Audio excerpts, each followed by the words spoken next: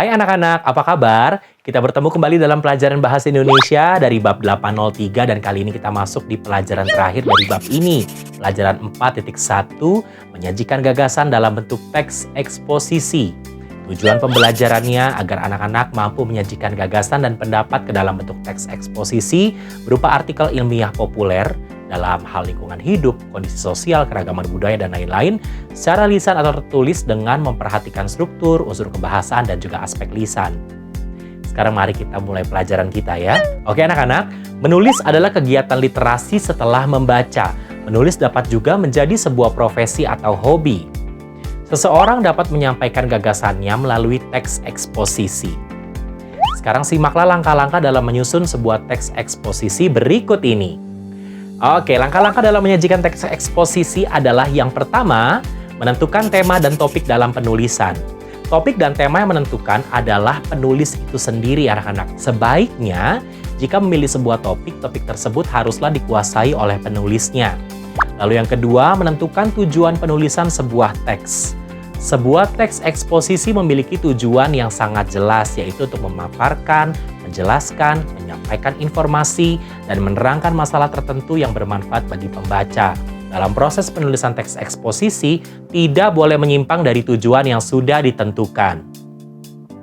Nah, langkah yang ketiga adalah mengumpulkan data yang diperlukan. Agar sebuah teks eksposisi dapat dipertanggungjawabkan kebenarannya, isinya haruslah didukung oleh data-data yang dapat berupa fakta, contoh, bukti, atau pendapat seorang pakar. Nah, yang keempat adalah kerangka tulisan dalam langkah menyajikan teks eksposisi.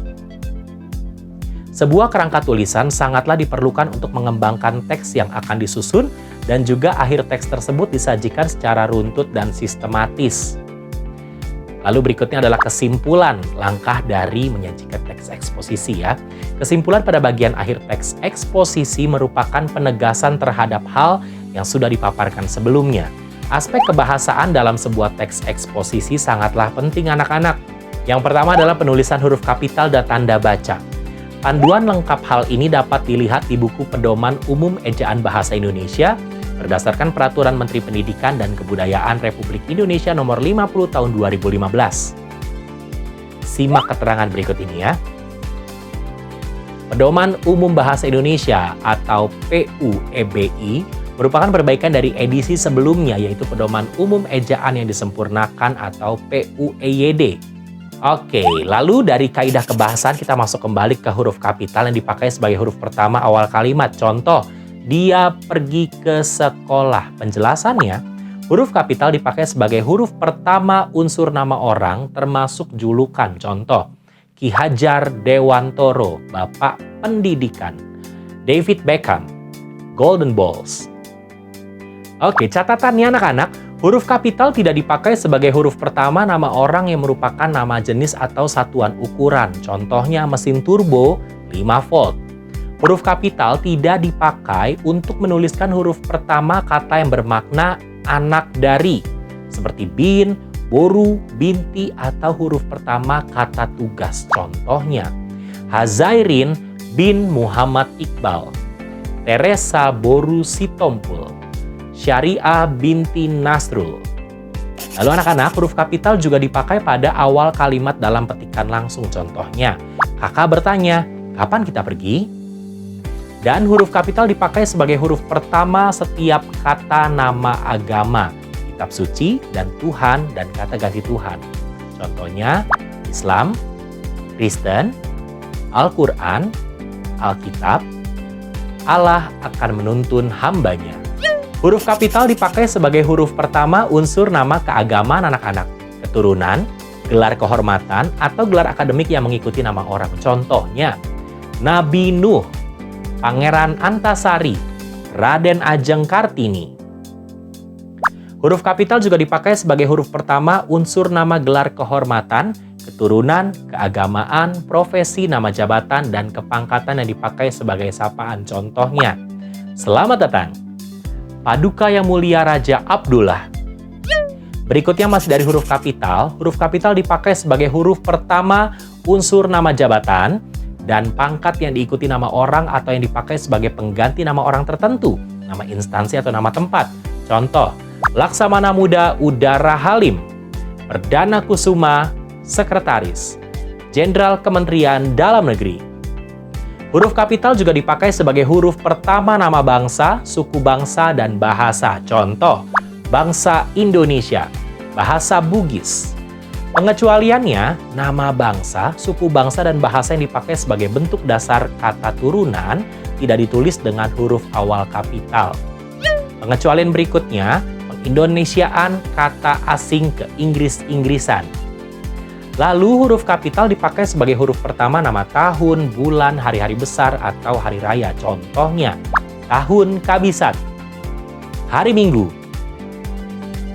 bulan Januari, hari raya Idul Fitri, hari raya Natal. Huruf kapital juga dipakai sebagai huruf pertama unsur nama peristiwa sejarah. Contoh, konferensi meja bundar, perang dunia. Lalu huruf kapital juga dipakai sebagai huruf pertama nama geografi. Contoh, Tanjung Harapan, Danau Toba, Asia Tenggara.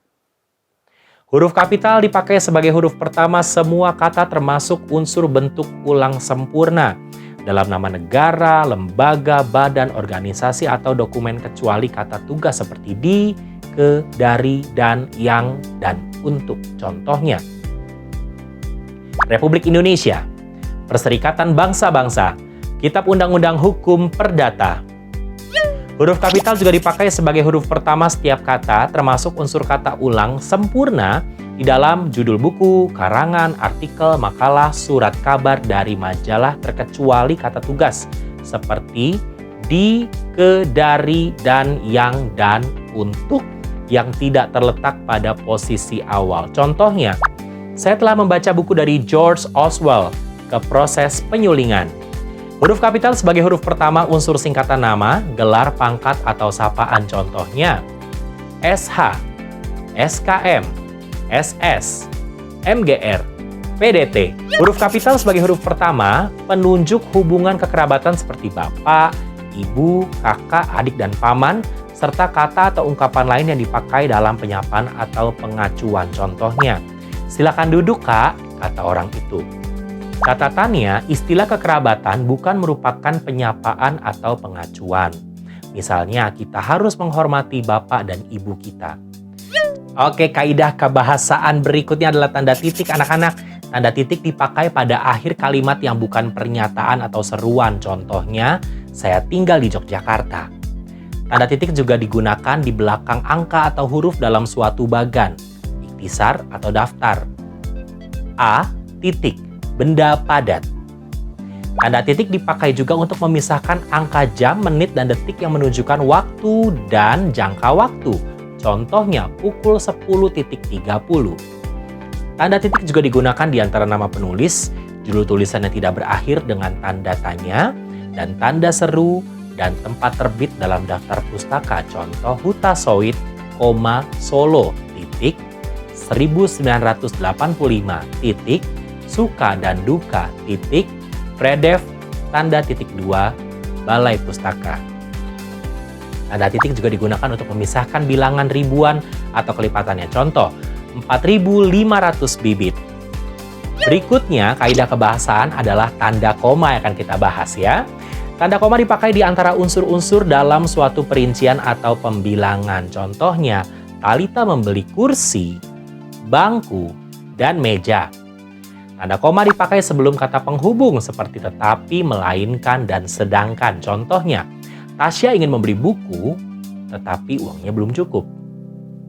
Tanda koma juga dipakai untuk memisahkan anak kalimat dari induk kalimat jika anak kalimat itu mendahului induk kalimatnya. Contohnya, jika ada yang berhenti, saya juga akan ikut.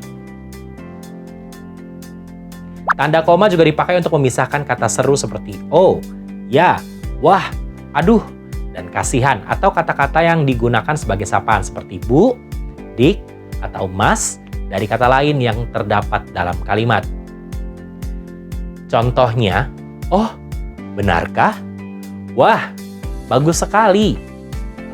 Tanda koma juga dipakai di antara nama dan alamat, bagian-bagian alamat, tempat dan tanggal, serta nama tempat dan wilayah atau negeri yang ditulis berurutan. Contohnya, Saudari Luyani, Jalan Pampres, Kelurahan Kediri, Jawa Timur 88720.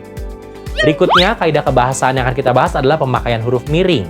Dipakai untuk menuliskan nama buku, majalah, dan surat kabar yang dikutip dalam tulisan. Contohnya, surat kabar Media Indonesia. Dipakai juga untuk menuliskan kata nama ilmiah atau ungkapan asing kecuali yang telah disesuaikan ejaannya. Contoh, nama ilmiah buah mangga adalah Mangifera indica.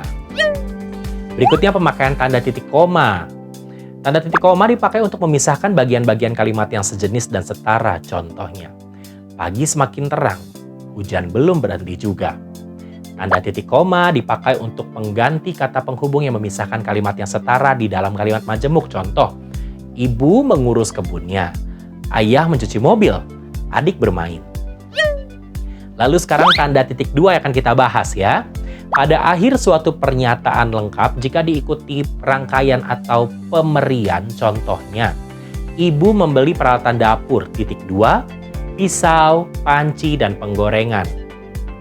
Sesudah kata atau ungkapan yang memerlukan pemerian juga kita letakkan tanda titik dua. Contohnya, ketua, titik dua, George Sinatra. Tanda titik dua juga dipakai dalam teks drama sesudah kata yang menunjukkan pelaku dalam percakapan. Contohnya, Anita, titik dua, baiklah, saya akan berangkat sekarang. Tanda titik dua juga digunakan di antara judul dan anak judul suatu karangan, dan nama kota dan penerbit buku acuan dalam daftar pustaka. Contoh, Sinatra, Poso, 1990, Hobi dan Kebiasaan, Bellroof, titik dua, Balai Pustaka. Berikutnya adalah pemakaian tanda hubung. Dipakai untuk suku-suku dasar yang terpisah oleh pergantian baris. Contohnya, saya akan tanda hubung, gi ke pasar. Dipakai untuk unsur-unsur kata ulang. Contoh, anak-anak. Dipakai untuk kata yang dieja satu-satu dan bagian-bagian tanggal. Contoh, 1, tanda hubung 07, tanda hubung 2018. Tanda hubung juga dipakai untuk memperjelas hubungan bagian-bagian kata atau ungkapan dan penghilangan bagian kelompok kata. Contoh, berevolusi. Tanda hubung juga dipakai untuk merangkaikan se dengan kata berikutnya dimulai dengan huruf kapital ke dengan angka. Angka dengan an, singkatan berhuruf kapital dengan imbuhan atau kata, dan nama jabatan rangkap. Contohnya, tanda hubung Jakarta. Tanda hubung juga dipakai untuk merangkaikan unsur bahasa Indonesia dengan unsur bahasa asing. Contoh, di tanda hubung splash. Oke, berikutnya pemakaian tanda tanya dalam kaidah kebahasaan ya. Tanda tanya dipakai pada akhir kalimat tanya. Contoh, kapan Hari Pendidikan Nasional diperingati? Siapa pencipta lagu kebangsaan Indonesia Raya? Tanda tanya juga dipakai di dalam tanda kurung untuk menyatakan bagian kalimat yang disangsikan atau yang kurang dapat dibuktikan. Contohnya, Monumen Nasional mulai dibangun pada tahun 1970. Berikutnya pemakaian tanda seru. Tanda seru dipakai untuk mengakhiri ungkapan atau pernyataan yang berupa seruan atau perintah yang menggambarkan kesungguhan, ketidakpercayaan, atau emosi yang kuat. Contohnya, alangkah indahnya pemandangan di Bromo. Bayarlah tagihan telepon tepat pada waktunya. Nah anak-anak, kaidah kebahasan berikutnya akan kita bahas adalah pemakaian tanda petik dua. Kita pakai jika mengapit petikan langsung yang berasal dari pembicaraan dan naskah atau bahan tertulis lain. Contohnya, menurut pasal 1 angka 1 Undang-Undang Nomor 22 Tahun 2002 menyatakan, grasi adalah pengampunan berupa, kakak berkata, ibu berangkat lusa sore. Tunggu sebentar ya, kata Ira. Saya sedang mandi. Tanda petik 2 juga dipakai jika mengapit judul syair, karangan, atau bab buku yang dipakai dalam kalimat. Contohnya, Desi sedang membaca anatomi katak dalam buku seri sains. Bacalah penggunaan huruf kapital dalam buku pedoman bahasa Indonesia edisi revisi. Tanda petik 2 juga dipakai untuk mengapit istilah ilmiah yang kurang dikenal atau kata yang mempunyai arti khusus. Contohnya, eksperimen itu dilakukan dengan cara trial and error saja. Gaya berbusana seperti itu tenar di kalangan remaja dengan nama hippie. Tanda petik 2 juga dipakai jika untuk penutup mengikuti tanda baca yang mengakhiri petikan langsung. Contohnya, kata mama, mama juga mau. Alexa bertanya, apakah mereka boleh ikut? Tanda petik 2 dipakai untuk penutup kalimat atau bagian kalimat ditempatkan di belakang tanda petik yang mengapit kata atau ungkapan yang dipakai dengan arti khusus pada ujung kalimat atau bagian kalimat. Contohnya, Mas Jowo sering disebut pendekar. Ia sendiri tidak tahu sebabnya. Lalu kaidah kebahasan berikutnya adalah pemakaian tanda kurung. Tanda kurung dipakai untuk mengapit tambahan keterangan atau penjelasan. Contoh, Ratna memperpanjang surat izin mengemudi atau SIM. Tanda kurung dipakai untuk mengapit huruf atau angka yang digunakan sebagai penanda pemerincian. Contohnya, faktor distribusi barang menyangkut A. Kemasan, B. Moda transportasi, C. Waktu pengiriman. Berikutnya adalah diksi anak-anak. Diksi adalah pilihan kata dan merupakan pemilihan kata yang tepat dan selaras dalam penggunaannya sehingga dapat memberikan kesan atau makna sesuai dengan harapan. Diksi akan sangat ditentukan oleh penguasaan perbendaharaan kata. Semakin banyak kosakata yang dimiliki seseorang, semakin tepat pula pilihan kata yang digunakan dalam teks. Yang harus diperhatikan oleh seseorang penulis adalah seperti kata-kata yang memiliki kemiripan ejaan seperti bawah-bawah atau koperasi korporasi. Nah, dari diksi juga anak-anak ada beberapa hal-hal yang perlu dihindari, yaitu 1. Mengutip kata-kata dari orang terkenal yang belum dapat diterima oleh masyarakat. Lalu berikutnya kata-kata yang berakhiran asing atau bersufiks bahasa asing seperti kultur-kultural, idiom-idiomatik, atau strategi-strategis. Lalu berikutnya penggunaan frasa tertentu secara idiomatik, misalnya kata ingat menjadi frasa ingat akan, bukan ingat terhadap. Lalu kita juga akan membahas tentang keefektifan kalimat. Sebuah kalimat dapat dikatakan efektif apabila dapat menyampaikan sebuah gagasan atau pesan. Kalimat yang bertele-tele sangatlah tidak diperlukan. Lalu ada juga kepaduan paragraf yang perlu kita ketahui yang ditandai oleh keterkaitan dan kepadanan antar kalimat dalam satu paragraf atau antar kalimat dan antar paragraf. Sekarang perhatikanlah contoh kerangka karangan berikut ini. Nah, sekarang perhatikanlah contoh kerangka karangan berikut ini ya. Kerangka karangan judulnya Generasi X dan Generasi Y dapat bekerja berdampingan. Tema menganalisa tentang generasi X dan generasi Y di komunitas kerja. Kerangka tesis, kata pengantar. Argumen, penjelasan tentang apa yang dimaksud dengan generasi X dan generasi Y. Lalu berikutnya simpulan. Setelah membuat kerangka karangan, mari kita menyusun sebuah teks eksposisi. Teks eksposisi ini berjudul Generasi X dan Y dapat bekerja berdampingan. Dalam beberapa tahun terakhir, riset dilakukan disebabkan oleh ramainya perbincangan mengenai fenomena munculnya generasi Y atau Gen Y. Gen Y merupakan sebutan untuk generasi yang lahir pada tahun 1981 sampai 1999. Kita menyebutnya youth alias anak muda. Generasi dengan kisaran umur 15 sampai 34 tahun ini menjadi penting keberadaannya karena mereka merupakan orang-orang yang akan atau baru memasuki dunia kerja serta para profesional muda. Di Indonesia terdapat lebih dari 80 juta Gen Y pada tahun 2010 dan diperkirakan akan meningkat menjadi 90 juta pada tahun 2030. Ini berarti sepertiga masyarakat Indonesia adalah youth. Gen Y akan bergabung dalam klub angkatan kerja berdampingan dengan Gen X dan Baby Boomers. Ketiga generasi primer ini tentunya bekerja dengan karakteristik, nilai diri, dan etika kerja yang berbeda. Bukti-bukti perbedaan ini dapat dilihat dengan gambling melalui keluhan-keluhan yang biasa mencuat seperti sibuk terus dengan gadget. Perbedaan peristiwa yang signifikan antara Gen X dan Gen Y adalah masifnya perkembangan teknologi di masa tumbuh kembang Gen Y.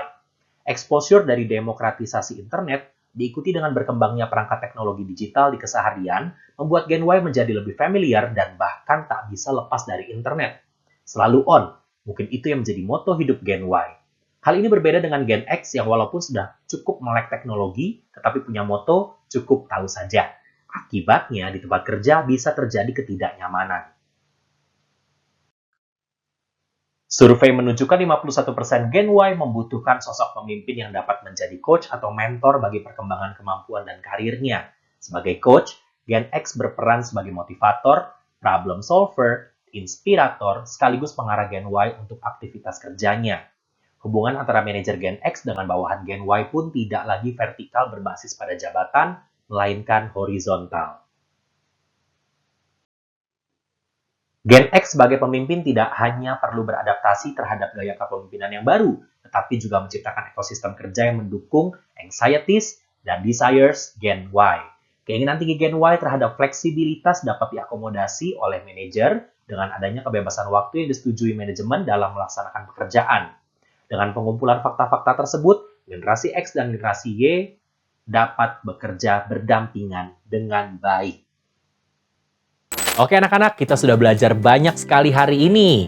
Berarti waktunya untuk kembali mengambil buku kegiatan dan kerjakan latihan dari pelajaran 4.1 menyajikan gagasan dalam bentuk teks eksposisi.